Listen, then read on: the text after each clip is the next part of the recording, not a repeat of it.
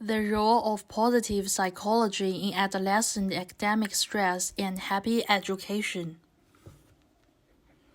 Individual observations and experiences imply that the adolescent age is a transition period with teenage attitudes and behaviors evolving at the same rate as the body. Adolescents are subjected to a variety of educational demands and physical and psychological issues. Academic-related events are the primary stress for children, particularly in Asian nations, because their academic achievement during this period is critical to their future schooling and employment. Academic-related events are seen as the primary source of stress for children, particularly in Asian nations, because their academic achievement at this point is critical to their future schooling and employment. According to other research performed after 2000, stress affects up to 45% of teenagers. Rantala, Naka, Padia, Hage, and Alideki in 2019. Another study in India found that more than 90% of school children experienced mild to moderate levels of stress, with only 2% suffering from severe anxiety.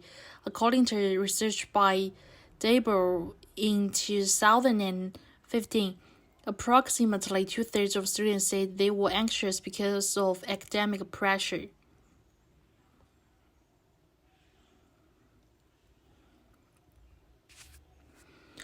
The education system in China has grown extremely competitive due to the expanding population.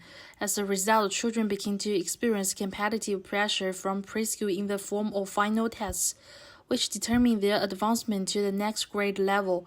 Academic pressure develops even more in high school because admission to excellent colleges is based on grades or qualifying exam results. This places an undue academic burden on pupils and puts a great deal of academic strain on Chinese students. Furthermore, child and adolescent psychology research has generally concentrated on problem behaviors and lucid life outcomes, with little emphasis on supporting good development. Because of this negative bias, the picture of the child and adolescent's mental health and well-being is inadequate, with its focus on the science of well-being and optimal human functioning.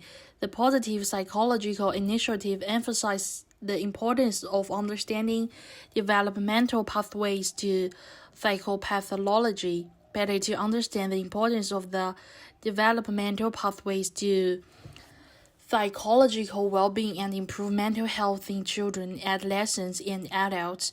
Marquis passes Rebelable and Lopes 2011. The goal of positive psychology is to discover and encourage what helps people, communities, and society flourish. Positive emotions are an indication of ideal happiness in times in people's lives when they have traits like joy, interest, love, and so on, are times when they are not distressed by undesirable sentiments. The total balance of positive and negative emotions has been proven to predict their subjective well-being judgments. Confirming this intuition based on this result, Kamen 1999 proposes that the best way to quantify objective happiness is to follow people's immediate sensations of happy and terrible feelings. Positive feelings, according to these viewpoints, imply success, but that's not all. Pleasant emotions can lead to feelings of happiness. Furthermore, they do so not only in the present, during joyful times, but also throughout time. According to the mentioned above, positive emotions are worth nurturing as an end state in and of themselves and accomplishing psychological growth and boosting well-being through time. According to scientific data, there appears to a link between positive psychology and happiness. There are two dimensions to subjective well-being, a cognitive dimension and an emotive component. Benoit and Gabla 2021. The first is linked to a person's degree of life satisfaction, while the second is the proportion of positive outcomes against negative impacts. Excessive workloads, test problems, long assignments, anxiety about poor performance, and worry about future work are the leading causes of academic stress.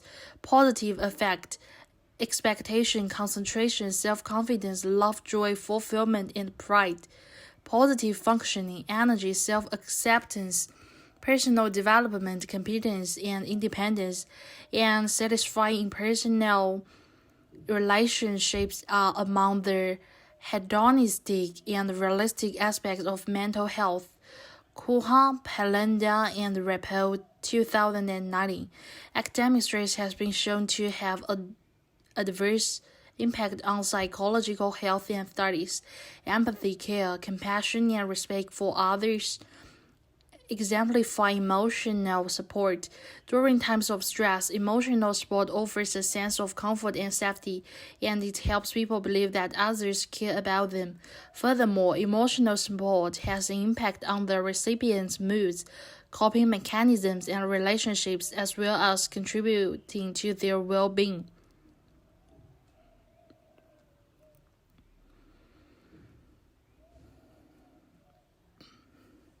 An increasing number of research demonstrated that children's happiness, life satisfaction, and self-worth positively affect academic and behavioral development.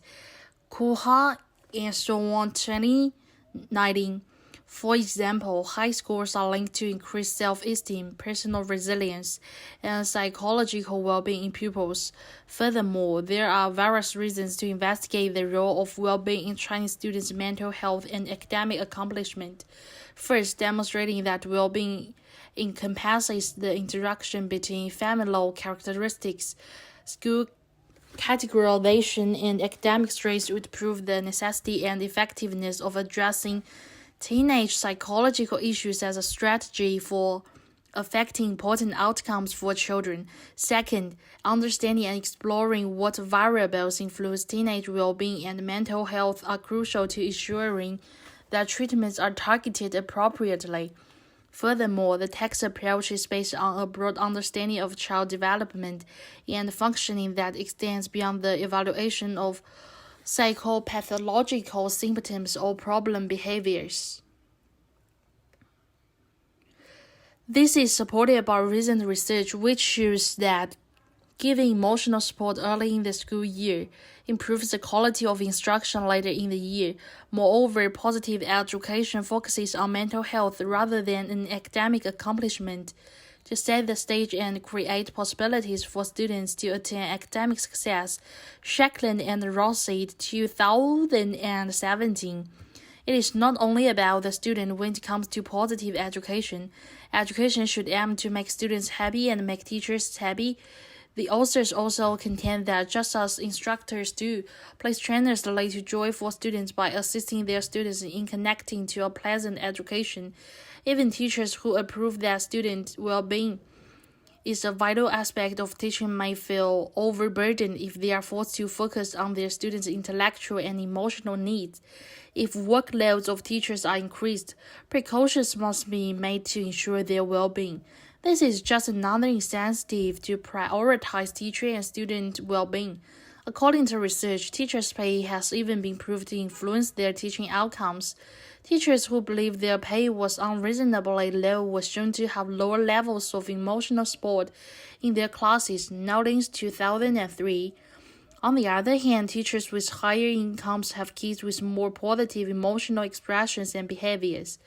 Even instructors who agree that student well-being is a vital aspect of teaching may feel overburdened if they are forced to focus on both their students' intellectual and emotional needs. If teachers' workloads are increased, precautions must be made to ensure their well-being. This is just another incentive to prioritize teachers and student well-being. According to research, teachers' pay has been even proved to influence their teaching outcomes. Cassidy and so on, 2017. Teachers who believed their pay was unreasonably low were shown to have lower levels of emotional support in their classes. On the other hand, teachers with higher incomes have kids with more positive emotional expressions and behaviors. In conclusion, the study of negative emotions in teaching and learning contexts, such as anxiety, fatigue, and burnout, has been attention of educational explorers for many years.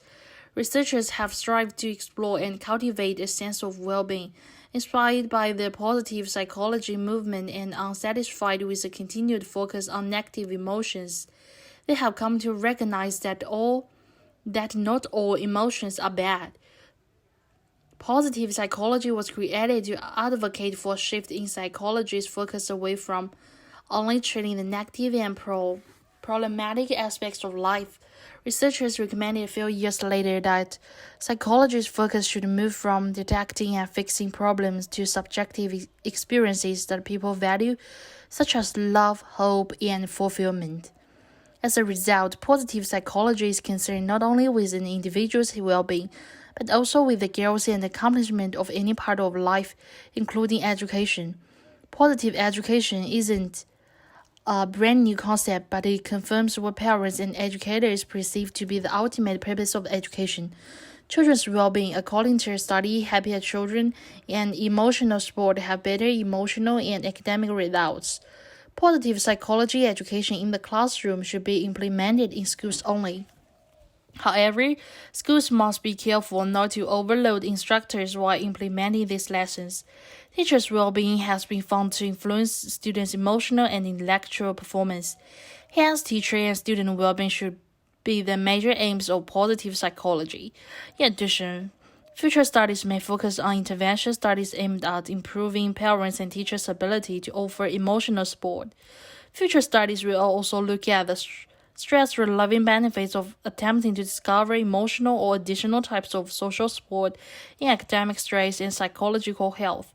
Lastly, study about the impacts of academic stress, social support, and psychological well-being of college students based on current population expansion and the uncertain condition of the pandemic in China may be of significance.